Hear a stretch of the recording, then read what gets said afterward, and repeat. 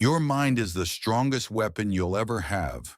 When you strip away the phones, the tech, all the noise of modern life, you're left with just one thing: your thoughts.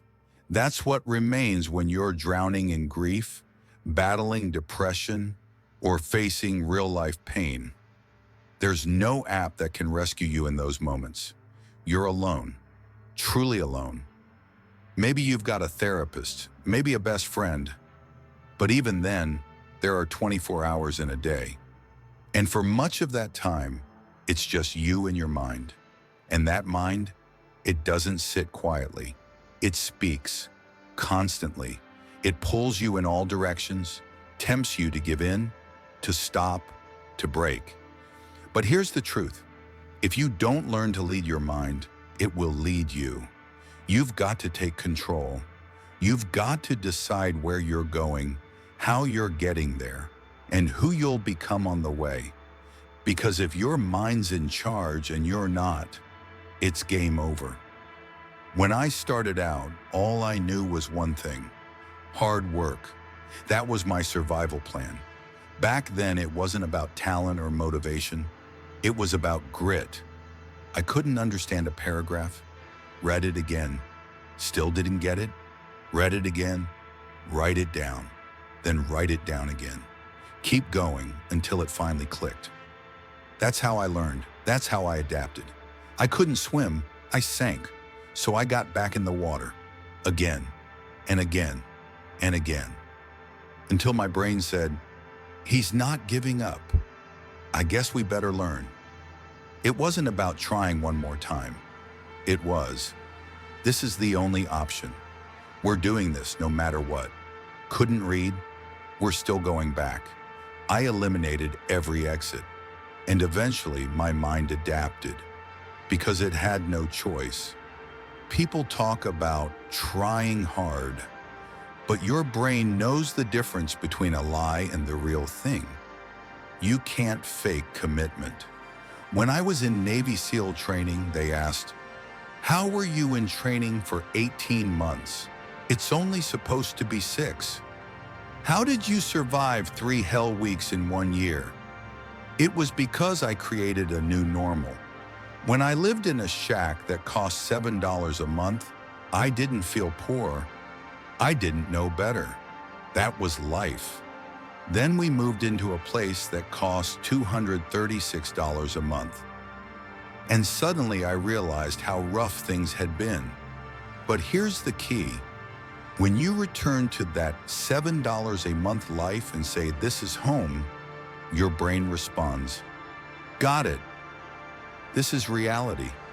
So when I went through SEAL training, I didn't resist the pain.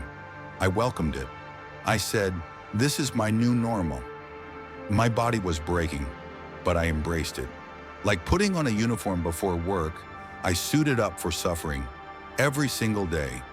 Every single day was pain.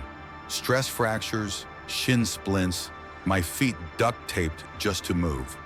My body was breaking, but I called it normal. And because I accepted it as normal, my mind stopped resisting.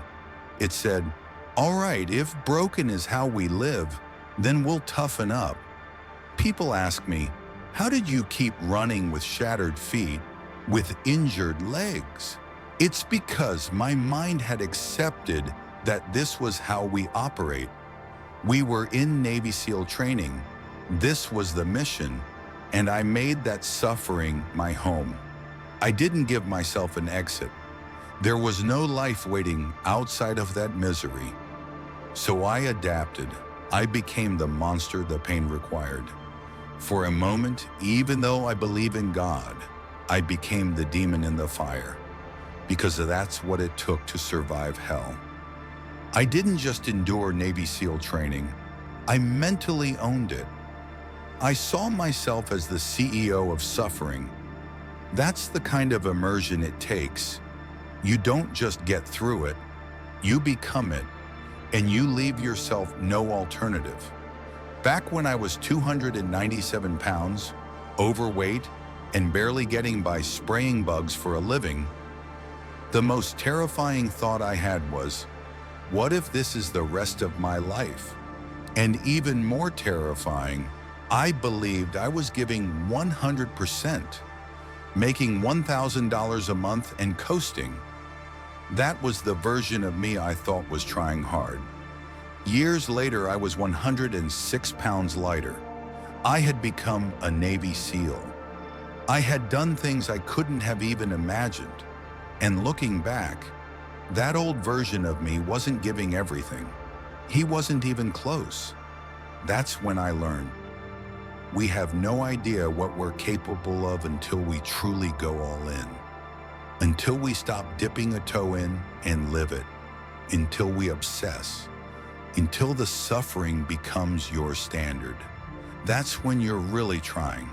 A lot of people hear this and think, I must be twisted. But I'm not.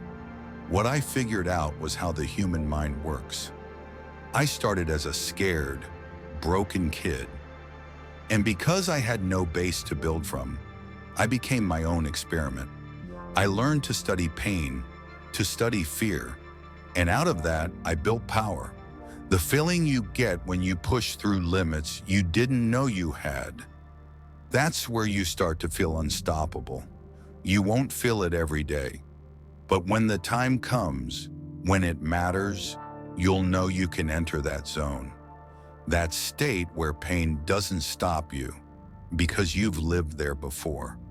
And that is where the real power lives. The sympathetic nervous system kicks in, fight or flight. And when you choose to fight, it can flood you with this raw surge of energy. Now imagine it's 3:30, maybe 4 a.m., and you're sitting there alone. Your feet are destroyed, and you're wrapping them in duct tape just to keep moving. You're getting ready for one of the toughest training programs on the planet. Everyone else is healthy, you're broken. You're already behind the curve, but you're still there, still pushing forward. You can take that moment and say, I'm broken. I can't go on. Or you can say, I'm broken and I'm still in the fight. I'm not done yet. And if you choose the second, you'll find a kind of power few people ever tap into. When life gets brutally hard, your brain doesn't always take you back to childhood trauma or what your father did to you. It says, this is the problem right now. This is the storm. Pain drowns out anger. You don't sit there thinking about revenge or proving someone wrong because your brain is in survival mode. There has to be a deeper reason to keep going, not surface level pain, not ego. I'm talking about something buried down in the deepest layers of who you are, past all the burnable stuff, down where there's nothing left but earth.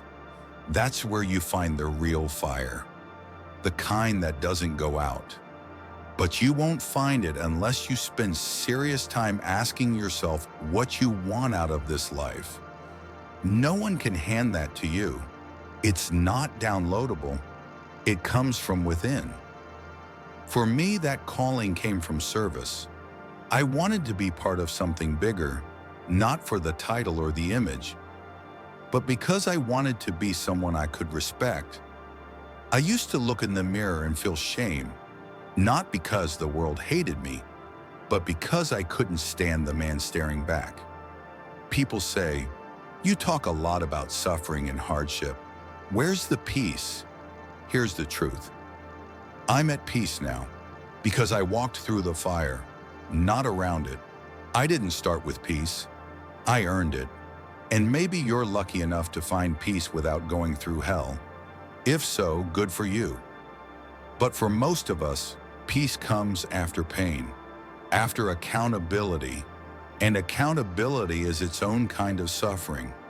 It means holding the line every day for yourself, for the people who count on you, even in the little things.